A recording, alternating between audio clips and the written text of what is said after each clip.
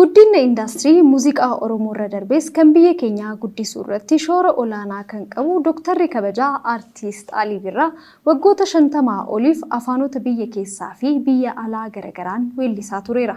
Dhalatee waggaa 74ffaa isaatti Sadaasa 8 bara 2014 du'aan addunyaa kanarraa boqotuun isaas ni yaadatama.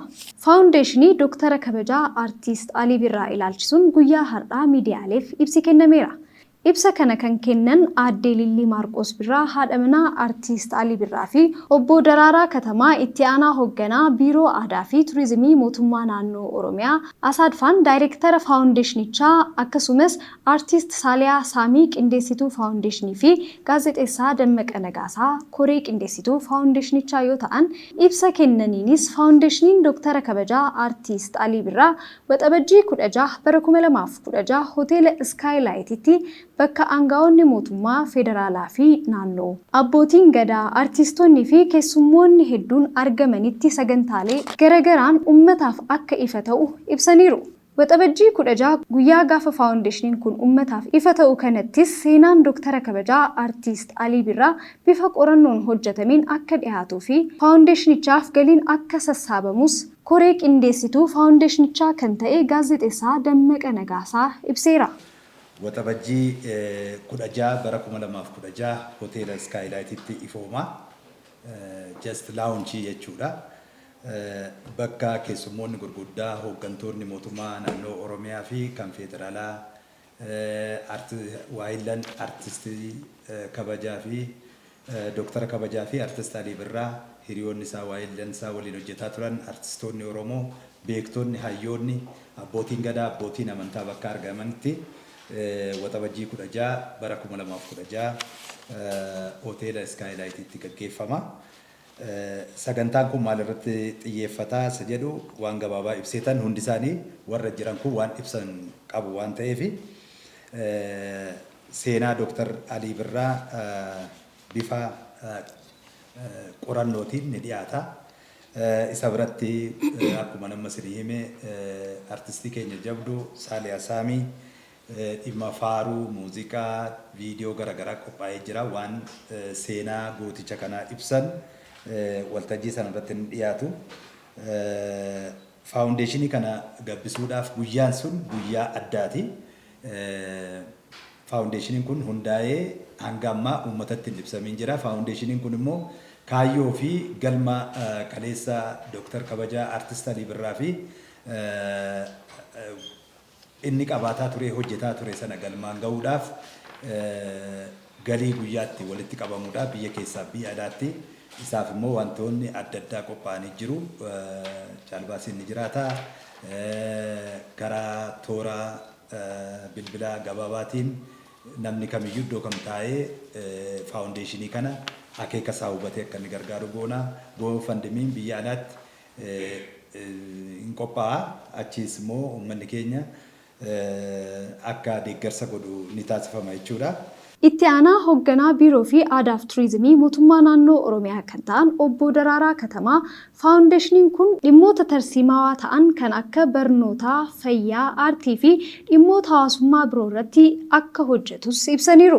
Faawundeeshiniin Alii Birraa dhimmoota tarsiimaawaa ta'an kanneen akka barnootaa, fayyaa, aartii fi dhimmoota hawaasummaa biroo irratti waan hojjetuuf Uummannis faawundeeshinii kana bira akka dhaabbatuuf waamicha isaanii kan dhiyeessan yoo ta'u, Biiroon Aadaa fi Turizimii Oromiyaa deeggarsa gochaa turee fi gochaa jiru akka itti fufus ibsan. Leegaasii jaallatamaa Dooktara kabajaa Aartiist Alii Birraa itti fufsiisuuf dhaabbileen miti mootummaa, dhaabbileen dhuunfaa, dhaabbileen mootummaa, namoonni dhuunfaa fi uummanni keenya kaayyoo kana galmaan ga'uuf akka bira dhaabbattan akkasumas waan dandeessaniin akka deeggartan waamicha isinii gochaa. Biiroon Aadaa fi Turizimii Oromiyaas faawundeeshinii kana lafa qabsiisuudhaaf koree dhimma kana lafa qabsiisuuf hundeeffame wajjin qindaa'uudhaan deeggaraa kan jiruu fi deeggarsa isaa kan itti fufu ta'uu isiniif ibsaa. haadha manaa Dooktara Kabajaa Aartist Alii Birraa fi hooggantuun boordii faawundeeshinichaa kan taate aadde Lillii Maarqos Birraa mootummaan naannoo Oromiyaa fi biiroon aadaa fi turizimii Oromiyaa deeggarsa isaanii gochaa jiraniif erga galateeffataniin booda akka haadha manaa isaa waggaa 30 isa waliin jiraattetti Aliin amaanaa guddaa nurra kaa'eera jedheen amana jechuun akka haadha manaa esa tan waggaa 30 isaa waliin jiraattetti hundi Kenya ummataaf waan hedduu akka hojjannu. Aliin amaana guddaa nurra kaa'ee jira jeetiin amana. Faawundeeshiniin Dooktara Kabajaa Aartist Alii Birraa kan hunda keenyaatis jedhan. Now I call upon all of you to come forward and lay your fingerprint in the legacy because this is yours. Alii Birraa Foundation is your foundation. Daayireektara faawundeeshinii Dooktara Kabajaa Aartist Alii Birraa kan ta'e Asaadfaan mul'ata ergamaa fi kaayyoo faawundeeshinichaa ibsa miidiyaaleef kenname irratti ibseera. Waa'ee faawundeeshinii Alii Birraa akkaataa hundeeffama isaatii fi mul'ata ergamaa fi kaayyoo isaa gabaabsee dubbachuun yaala. Faawundeeshiniin Alii Birraa kan hundaa'e waggaa darbee bara 2023 April 14 jechuudha. Kan inni hundaa'e mul'anni isaa dhaloota barbaachisummaan isaa guddina barnootaa tajaajila fayyaa akkasuma dagaagina aartii yookiin muuziqaa fi tajaajila hojiilee tola ooltummaa deeggaru irratti amanu ijaaruudha. Ergamni isaa immoo dhaabbata qindoomina qabu fi kan hunda hammatu kan yaadannoo adeeroo Alii Birraa faawundeeshinichi gama barnootaatiin gama fayyaatiin akkasuma gama aartiitiin akkasuma ammallee tajaajila tola ooltummaa irratti deeggaruu fi cimsuu ni ijaara. Kaayyoon faawundeeshinichaa hojii Alii Birraan umrii isaa guutuu hojjetee fi akkasuma kan osoo hojjechuu barbaadu hawwu kaayyoo isaa irratti kabachiisuu fi kunuunsuudha dhaloota dabarsuudha. Keessattuu aartii dagaagsuudha.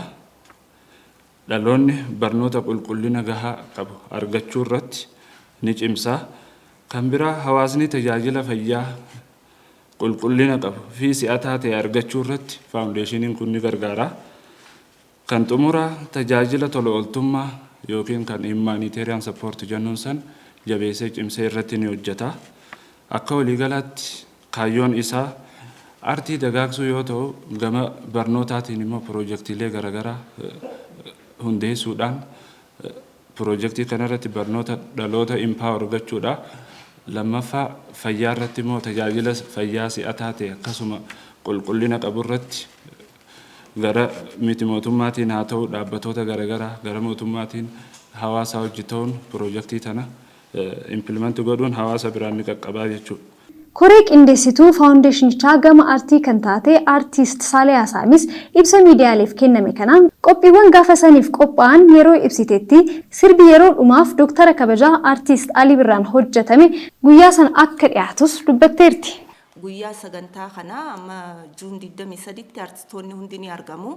Sirboota isaa dhaamsa gaarii dabarsan keessaafillee hedduudha garuu jajjabaa gurguddaa isaa hamma sirba 8-9 fillee wallistoota ni dhihaata.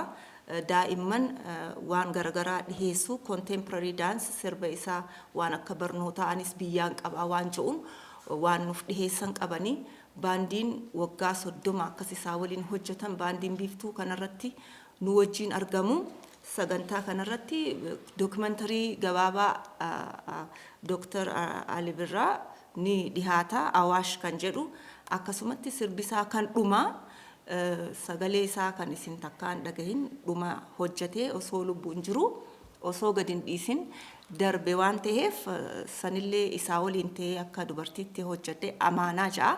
Nu hundatti amaanaa dabarse qaba sirba sanirratti sunis isiniif dhihaata. Kanaaf warri biyya alaalleen akka nu dhagahan barbaanna. North America, Europe iddoo garagaraa keessa Oromoonni jiran akka itti fufuuf achittis wantoota kana dhaabnee hundeessinee jechuu biraanchii isaa hojii gurguddaan ni hojjetama. Celebrities can act as a spokesperson or ambassador akka non-profit organization support godhuuf jechuudha. Kaan immoo they can give money, time, akka filannoo isaaniitti jechuu qarshiisni kannan yeroosni kannan namuu akka danda'uun akka nu cinaa dhaabbattu, or they can even create their own charities or foundation akka amma adeeroon filate kana to target their specific interest jechuu interestiin isaarratti hundoofneeti kan hojjannu. Osoo lubbuun jiru maal akka barbaadu nutti dhaamaa ture. Museumii haa ta'u, fayyaa irratti haa ta'u, amma kaanser seentariin akka yuunivarsiitii Haramaayaa keessatti maqaa isaatiin dhaabbateetu jira. Yeroo dhukkubsatee dhukkuba gurguddaa garaagaraa chaalenjii kana keessa waan dabreef kanarraas dubbataa ture. Akkamiin namoota dhukkuba garaagaraa karaa fayyaatiin yaala argatan waan jiru irratti dhaammataa ture. Barnoota irratti akkamiin mana barnoota akkamiin ijaara waan jiru irratti karoora isaa kana hunda intarastii isaa irratti hundoofnee waan hojjannuuf akka nu cinaa dhaabbattan isiniin jenna gabaabatti kana.